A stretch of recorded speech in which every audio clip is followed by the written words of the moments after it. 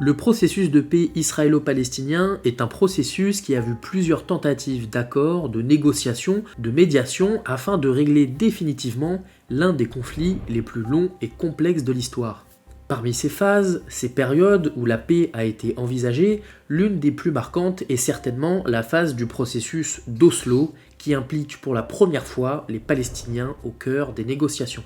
Mais bien plus que de simples accords, il s'agit d'une période allant de 1993 à environ 2000 qui avait pour vocation de régler définitivement le conflit et qui a surtout défini l'avenir des deux parties, d'abord par l'héritage laissé, mais aussi par l'échec qui a contribué à exacerber les tensions et à dessiner le paysage politique actuel.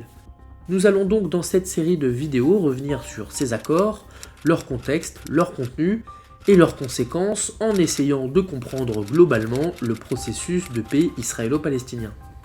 Pour commencer, voyons rapidement ce que sont les accords d'Oslo. Il faut savoir de quoi on parle.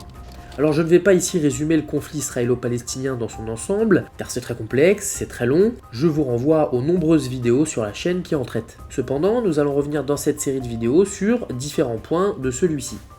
Le conflit israélo-palestinien dure depuis plus d'un siècle, marqué par des revendications opposées sur la terre de Palestine, c'est-à-dire le territoire actuel d'Israël, les territoires occupés, le Liban du Sud, le Golan et une partie du royaume de Jordanie.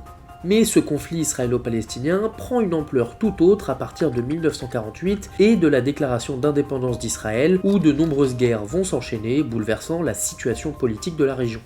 Au moment de la signature des accords d'Oslo, en 1993 et 1995, les zones de peuplement palestiniennes de Gaza et de la Cisjordanie sont occupées et administrées par Israël. Et ces zones n'ont en réalité jamais disposé d'un statut d'autonomie durant tout le conflit. Entre 1948 et 1967, Gaza était administrée par l'Égypte et la Cisjordanie par la Jordanie. Et de 1967 à 1993, c'est donc Israël qui prend le contrôle. Sauf que ces territoires de la Cisjordanie et de Gaza sont revendiqués par les Palestiniens qui souhaitent y établir leur État et y exercer une pleine autonomie. C'est ce qui constitue d'ailleurs l'un des principaux enjeux du processus de paix.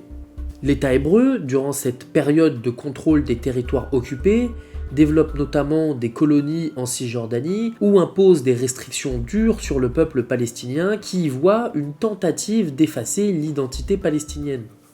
Des groupes armés se développent et s'engagent dans une lutte contre Israël.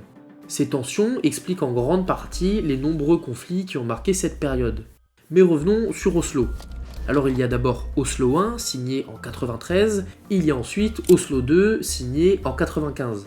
Ce sont les deux accords principaux de ce processus. Ils avaient pour but de permettre aux Palestiniens en Cisjordanie et à Gaza de disposer d'un statut d'autonomie et de créer des institutions palestiniennes pour à terme établir un État israélien et un État palestinien.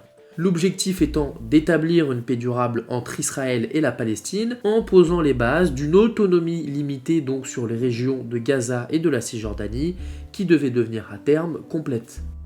De l'autre côté, les accords devaient permettre à Israël d'assurer sa sécurité, notamment contre le terrorisme, en établissant des mécanismes de coopération sécuritaire entre Israël et la future autorité palestinienne. Voilà ce que sont les accords d'Oslo, une série d'accords visant à établir une paix durable entre Israël et la Palestine, permettant entre autres à Israël de renforcer sa sécurité et à la Palestine de disposer d'un statut d'autonomie. Nous verrons dans les prochaines vidéos plus en détail le contexte de ces accords ainsi que leur contenu et leurs résultats.